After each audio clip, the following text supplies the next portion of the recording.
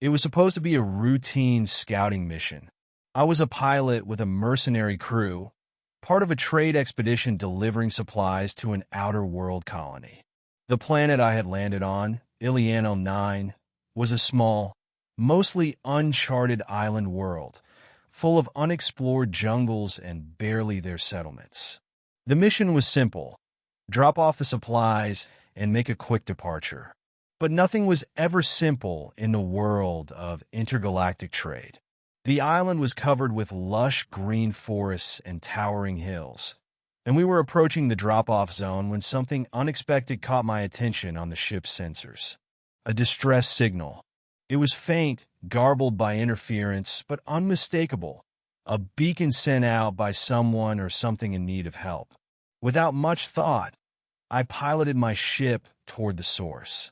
We were mercenaries, sure, but our crew had always had a soft spot for helping those in need, especially if there was a reward involved. I set the coordinates and landed just outside the jungle clearing. I'd expected to find a stranded traveler, or perhaps some injured colonists. But what I found was far from what I had anticipated. The distress signal led me to the edge of a small, isolated village, a ruin, really, where the ground was cracked and the buildings were half collapsed. I saw the remains of what looked like an old settlement.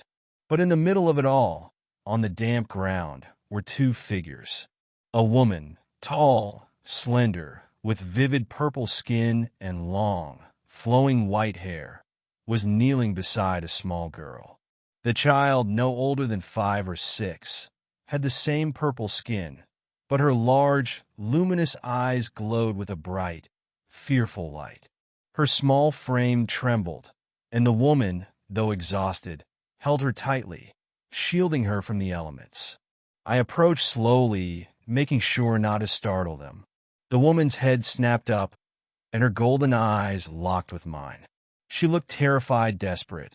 It was clear that this wasn't just any ordinary encounter. They weren't merely lost. They were stranded. The woman's voice was weak, but it carried a desperate, pleading tone. "Please help us. We've been stranded for days. My ship, it crashed." I knelt down before them, assessing the situation. The girl was malnourished, her body frail, while the woman appeared to be in the same condition.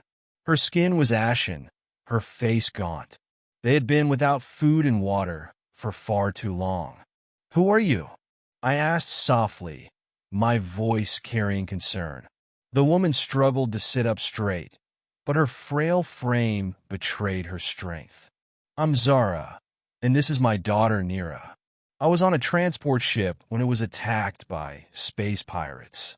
They shot us down, and we've been stranded here ever since. There is nothing left, no way to signal for help." I felt my heart ache for them.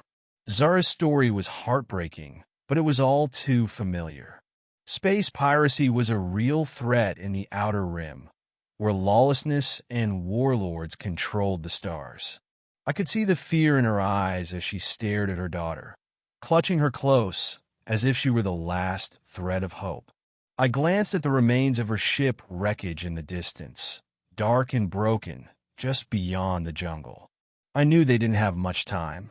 The sun was setting, and without proper shelter, they would never survive the night. "Where's your ship?" I asked, trying to focus on solutions rather than sympathy.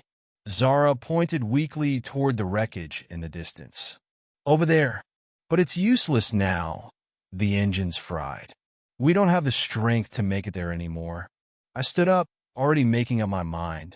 I knew I couldn't just leave them behind. I couldn't turn my back on someone in need, not when they had nowhere else to turn. I looked at Nira, the little girl who was watching me with those glowing eyes. She looked scared, but there was something in her gaze, a spark, an innocence, that made me determined to help them. "I'm going to take you both with me," I said, my voice firm. "I have a ship not far from here. I'll get you both out of here." Zara tried to protest, but her voice was weak, and she slumped back in exhaustion. She looked like she hadn't slept or eaten in days. "No," she whispered. "We can't. We're too much trouble. You don't know what we've been through." I just need to keep her safe. I knelt again, resting a hand on Zara's shoulder. You don't have to be alone anymore. You and your daughter, you're not a burden. I'm a guardian, and that's what I'm here for. Zara's golden eyes locked with mine again, a flicker of trust beginning to form in the depths of her gaze. For a moment, she didn't speak, but I saw her shoulders relax. Finally, she nodded weakly. Thank you, she whispered. I lifted Nira carefully in my arms, her small body feeling too light for her age. Zara stood with difficulty, leaning heavily on me for support as we made our way through the dense jungle toward my ship. The trek was long and exhausting, but I kept my pace steady. It wasn't long before we reached the ship. I opened the hatch, and they both climbed inside, Zara collapsing onto one of the seats, and Nira curling up on her lap. I quickly navigated the ship systems, and within minutes, we were lifting off the island. The stars were beautiful as we broke through the atmosphere, the vastness of space stretching out before us. I didn't know where we would go next, but I did know one thing.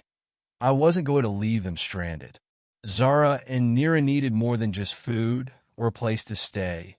They needed a purpose. They needed a family. Days passed, and I did my best to care for them, providing food, water, and medical care. Nira's health improved slowly but surely, and Zara began to regain her strength. It wasn't easy.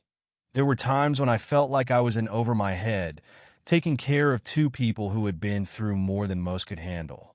Zara would tell me stories of her home planet, of a world rich with culture, technology, and peace, before it was all torn apart by the pirates. She had been a scientist, an explorer. Now, she was just a mother trying to survive. Through it all, Nira clung to me, always by my side, always asking questions about the stars, the ships, and the galaxy.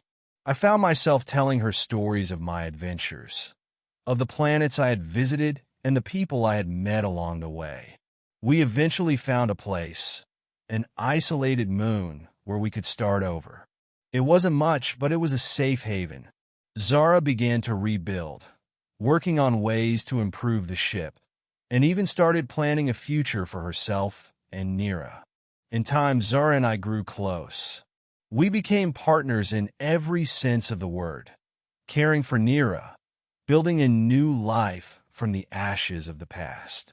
Together, we formed a family forged through hardship, sacrifice, and love. One day, as I watched Nira play outside, laughing under the twin moons of the planet we had settled on, I realized something. I had come here to help them survive, but in the process, they had given me something I hadn't known I needed, a sense of purpose, a place in the stars. And in that moment, I knew that I wasn't just their guardian. I was their protector, their family. And nothing, not even the vastness of space, could ever tear that apart.